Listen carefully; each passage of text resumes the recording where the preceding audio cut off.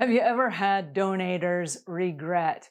You're decluttering something and you get rid of something, and then later you're like, oh no, I gave it away. I need that back.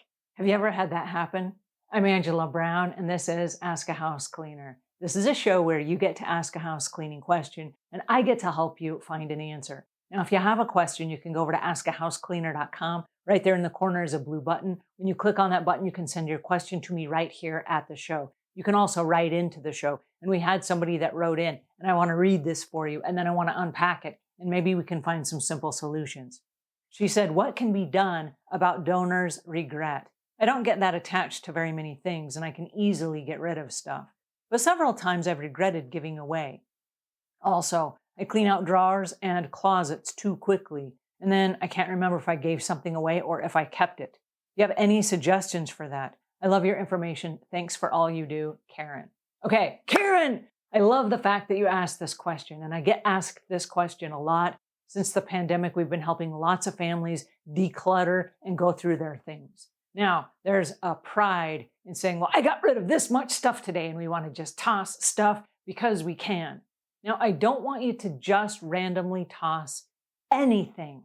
Now, there are lots of YouTube videos on minimalism and getting rid of your stuff and whatever, and there's this contest and get rid of one thing today and two things tomorrow and three things the next day and so on, and let's just get rid of all our stuff. I don't want us to do that, okay? Stuff came into your life for a reason, and if we don't address the reason it came into your life and either give it meaning or release the meaning, then it still has a purpose in our life.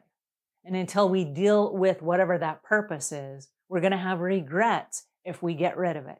And I don't want you just to get rid of stuff randomly. I want you to get rid of things because it no longer has a use or a need or a purpose or a place in your life.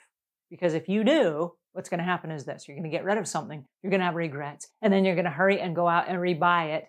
And then it's going to be right back in your life. So you accomplished nothing except you wasted some money and some of your time. Right? So I don't want us to do any of that. I take a little backwards approach to decluttering in that I want to create a new rule for the reason you're getting rid of something. Now, if you're getting rid of something, and I'm going to give you a scenario. Inside my life right now, I just got rid of something that I too had a donator's regret. So I'll share that with you. I don't know what your situation is, but here's mine. A couple of years ago, before Zoom was really popular, before the pandemic, my company was also using Zoom, and we had lots of conference calls where people would come on and we would record their show. Some of them even joined us here for an Ask a House Cleaner episode.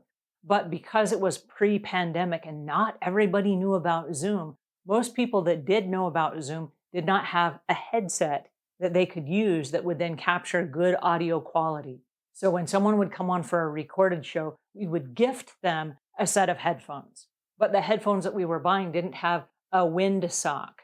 And the wind sock is the little thing that goes over the microphone that keeps the sounds from hitting the microphone that are distracting when you're listening to them back. So we bought a little packet of wind socks. There were like 40 wind socks in this little packet.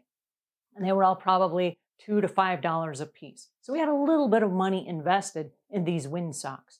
So then we would send them a copy of the headphones, like a pack of headphones, and then we would follow it up with sending them the wind sock, because we direct shipped the headphones, but then we knew when they arrived they weren't going to have the wind sock inside. So we'd send them a thank you for joining us on the show. Here's your wind sock that goes to your microphone. Okay.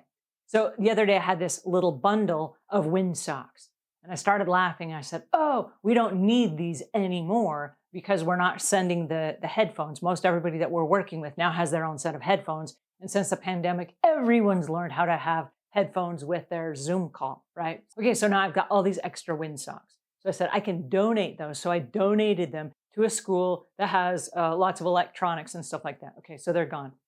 And then I have a whole bunch of employees that started this last week.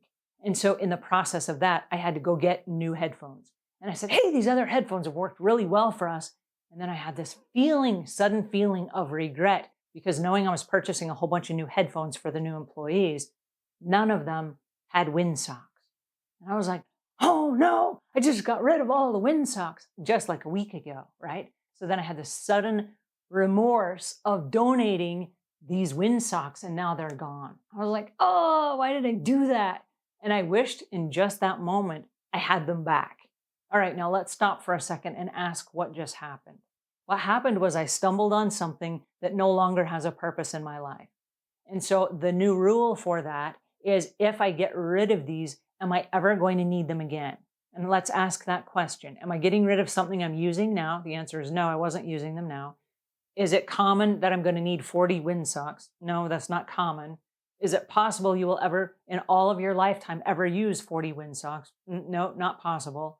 If I get rid of them, can someone else use them? Yes.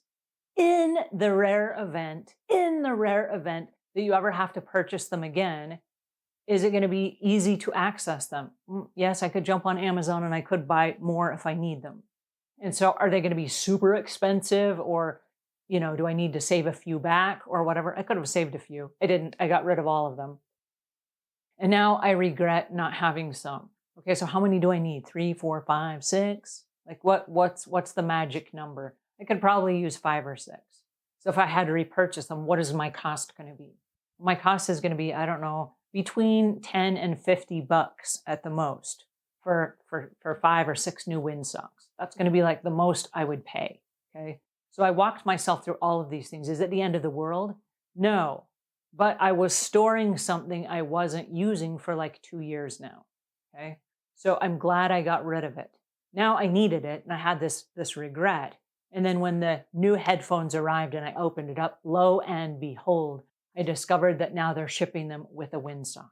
So in the end, I didn't need any at all, and I didn't need to repurchase any. I just had this regret that when I discovered, oh, I didn't need it after all, then I was glad I'd gotten rid of them, okay? So the regret is real, but what we're doing is we're walking through each element of our lives, and as we're looking at the item, we're asking this question: am I using it? No, I'm not using it. Is it going to be easy to replace if I ever need it again?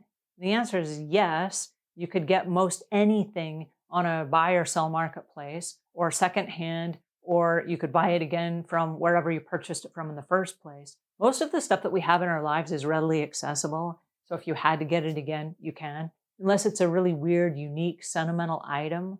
And then you might have second questions about getting rid of it in the first place. But if we're creating new rules as we go, and we know 100% how we feel about that item before we let it go from our house, then in no circumstances, if we are out and about and we see that item on a clearance rack, or we see it at a thrift store or at a yard sale, if somebody tries to give it to us for free, we're already going to have rules about that so that we're not just randomly going to take that stuff to fill a void in our lives, right? So it might be great that we can declutter and get rid of stuff, but let's not just get rid of stuff to be getting rid of it. Let's get rid of stuff with a purpose and say, I don't use this item anymore. There's no more room for this in my life. I will never be replacing these CDs or these cassette tapes or these DVDs or whatever the item is. As we let go of that, I will never purchase another zip drive, right?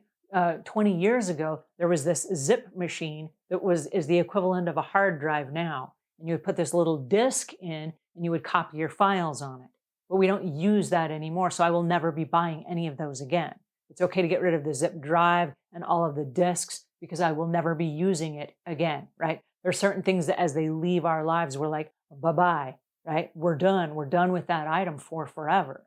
And so if it's an item that you might use again, if you have a room and a place for it, don't get rid of it until you're ready. And my suggestion is put a box and put a date on the box. I did this the other day. I got rid of a couple of mouses that go with computers. And they no longer had the little tiny receiver that's a little chip that goes inside the computer to read the mice. So I had to buy new mice so that they could go with computers. But the old mice, I still had the hand pieces. Okay, well, they're not good without the receiver. But I didn't want to throw them away because they're perfectly good. What happens if the receivers pop up? What happens if somebody just took it out for some reason and it's at the bottom of a backpack somewhere? So I have a little box that's right near the stairway, and every Saturday we do our donations. And so we either get rid of stuff and send it out in the Monday morning trash, or we donate it on Saturday. Okay, so it goes in that box, and if within 2 weeks I don't have the receivers back, I haven't found the receivers, those then get tossed. They either get tossed or donated or whatever happens to them next, right? So you might have a box of items and you actually put the item in the box and then you wait for a couple of weeks to give yourself a little bit of, am I okay with actually getting rid of this before you actually send it on its way? That's going to reduce the donation regrets. Now come over and join us at Hoarding World. It's a Facebook group where we are working through our relationship with stuff, and you can help find an accountability partner over there, and you can also find some support. And so we don't want to judge you. We don't want to tell you what to do, but we're there to help you, and we're here to clap for you as you go through this journey. So come join us, and I will leave links in the show notes below. All right, I hope that helps. If it does, give us a thumbs up. If you got questions or comments, those go in the notes below. And until we meet again, leave the world a cleaner place than when you found it.